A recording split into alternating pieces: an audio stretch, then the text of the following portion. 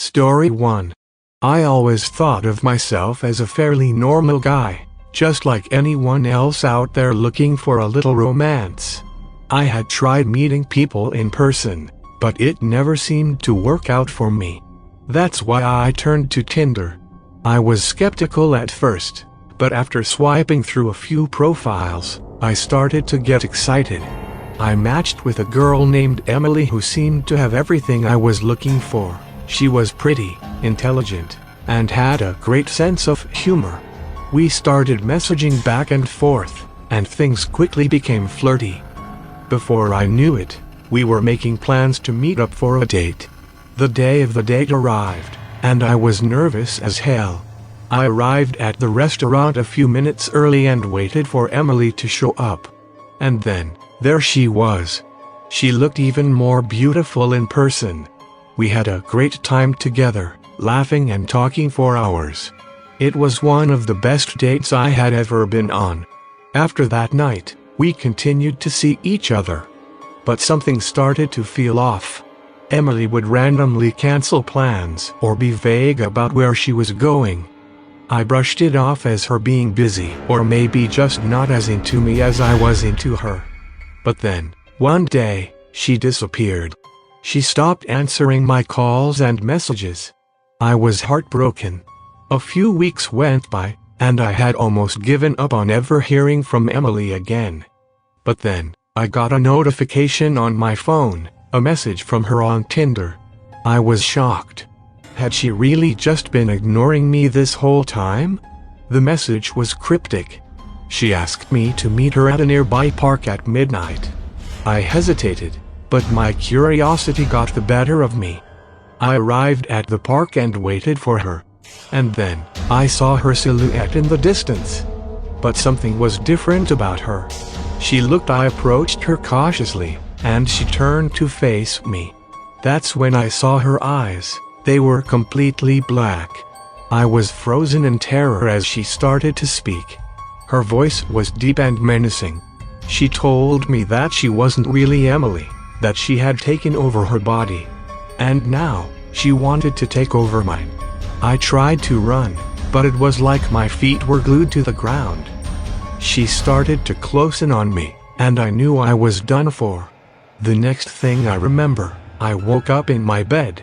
It was morning, and the whole thing seemed like a nightmare.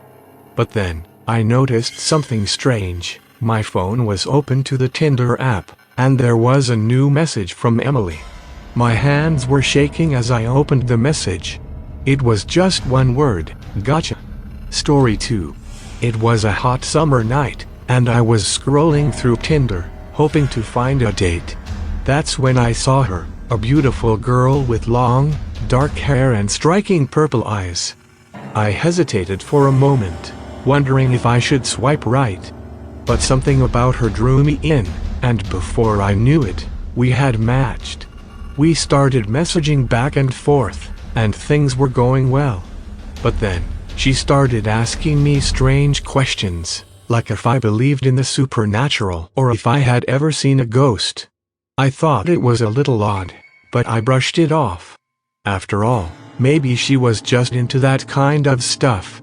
But then, she started sending me pictures of her eyes. They were completely purple, not just the iris, but the entire eye. I was freaked out, but I couldn't look away. There was something hypnotic about those purple eyes. One day, she asked me to meet her at a secluded park outside of town. I was hesitant, but I couldn't resist the temptation. When I arrived at the park, she was waiting for me.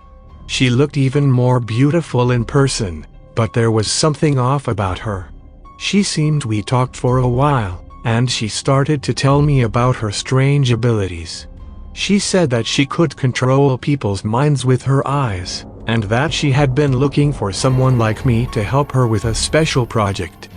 I was terrified, but I couldn't look away from those purple eyes. Before I knew it, she had me under her spell. I woke up hours later, with no memory of what had happened. But my body felt different, like I was no longer in control. Over the next few weeks, strange things started to happen. I would find myself in places I didn't remember going, and I would do things I didn't remember doing. And then, I started to see her everywhere, in the shadows, in my dreams, and even in my reflection. Her purple eyes were always watching me. I tried to escape, but it was like she was everywhere. I couldn't run from her. Eventually, I realized that the only way to break the spell was to confront her. So, I went back to that secluded park, hoping to find her. And there she was, waiting for me. Her purple eyes were more intense than ever before. But this time, I was ready. I had brought a special talisman, given to me by a powerful psychic.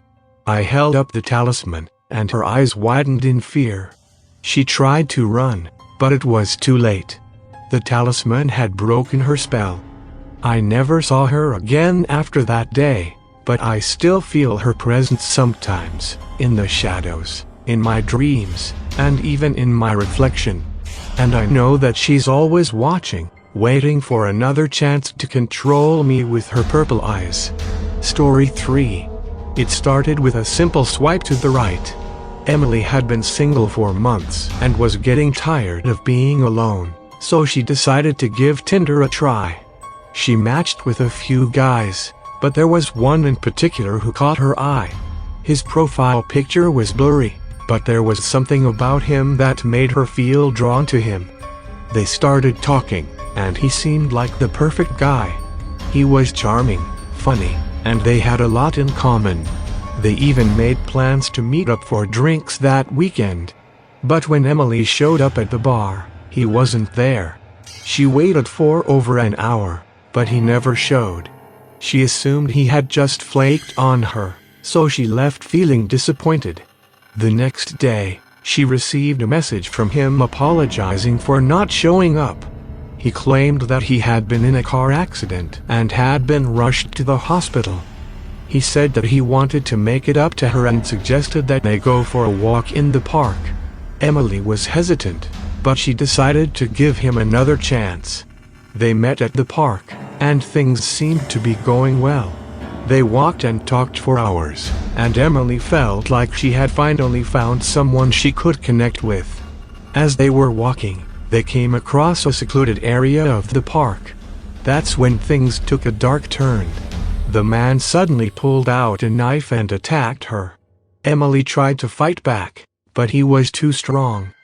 She screamed for help, but no one came. When it was over, Emily was left bleeding on the ground. The man stood over her, looking down with a cold, dead stare. He didn't say a word as he walked away, leaving her to die. It wasn't until days later that Emily's body was found. The police launched an investigation, but the killer was never caught. It wasn't until months later that they discovered the truth. The man who had killed Emily had been using Tinder to lure his victims. He would create fake profiles and match with women, only to attack them when they agreed to meet in person. He had been responsible for multiple murders, all of them unsolved until now. The thought of someone using Tinder to find their next victim sent chills down the spines of everyone who had ever used the app. The killer was still out there, and no one knew who he was or where he would strike next. Tinder had become a virtual hunting ground for a ruthless predator, and there seemed to be no way to stop him. There seemed to